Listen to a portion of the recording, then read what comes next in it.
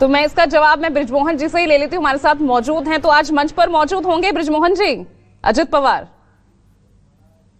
तो है इसकी कि वो जाएंगे वहां, क्योंकि सारे जो महायुति के वरिष्ठ नेता हैं उनको वहां आमंत्रित किया गया और हमारे प्रधानमंत्री जी चूंकि वहां रहेंगे और वो एनडीए के मुखिया हैं, तो हमारे यहाँ के सारे लोगों की उपस्थिति वहां होगी। इसमें कोई मुझे इस पर कोई नई बात नहीं लगती है। जहां तक बात अभी राजीव भाई को मैं सुन रहा था, बिल्कुल ठीक उन्होंने कहा है कि बहुत ज्यादा इधर से उधर आने जाने के कारण मतदाता को ये समझना बहुत मुश्किल जा रहा है कि अंततः गतवा जिसको हम वोट देंगे वो जाएगा कहाँ। पर मैं इसको दूसरे ढंग से देखता हूँ। ये जो चुनाव है ये व्यक्ति पूरक ज्यादा हो गया है।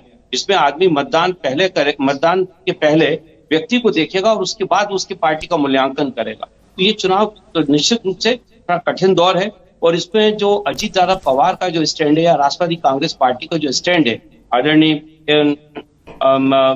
कटेंगे बटे वाले मुद्दे पे योगी जी के बयान पर, तो उसमें हम लोगों का बहुत ही स्पष्ट मानना है। महाराष्ट्र का मतदाता धर्मनिरपेक्ष मतदाता सेकुलर वोटर है। यहाँ पर धर्म पे बहुत कम मतदान होता है और इसका बहुत बड़ा पिछले जो चुनाव हुए हैं उसमें ओवैसी साहब ने कई जगह अपने प्रत्याशी खड़े किए थे और उनको हार का सामना करना पड़ा। तो ये बिल्कुल स्पष्ट बात है।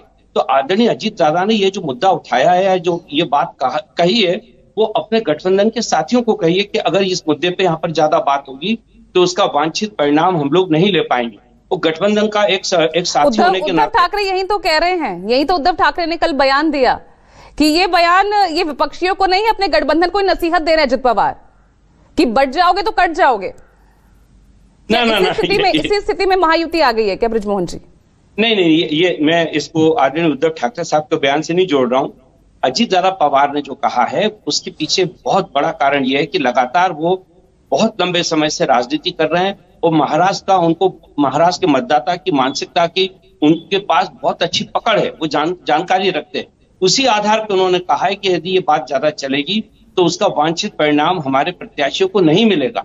तो अपने साथियों को सचेत करने की जिम्मेदारी तो है, क्योंकि हम सब लोग एक नाव के सवार हैं और अगर कहीं किसी से कोई चूक हो रही है तो बताने का अधिकार भी है। मैं आपसे एक्चुअली जो कहना चाहता हूं, एनडीए के गठबंधन की यही सबसे बड़ी खूबी है कि यहाँ पर हम लोग आपस में एक दूसरे से खुल के विचार विमर्श करते हैं। यहाँ किसी पे दबाव डाल के कोई बात नहीं की जाती है और उस विचार विमर्श में हमारी जो पार्टी गठबंधन के वरिष्ठ नेता हैं वो उस बातों का मूल्यांकन भी करते हैं और उसके ऊपर फिर आगे कार्रवाई भी होती है। तो मुझे ऐसा लगता है आदरणीय अजीत दादा का जो कल का अपना जो बयान है, इसके पहले भी अजीत दादा ने कहा और राष्ट्रवादी कांग्रेस इसके पहले भी लगातार इस बात को कहती रही है कि महाराष्ट्र का मतदाता धर्मनिरपेक्ष है।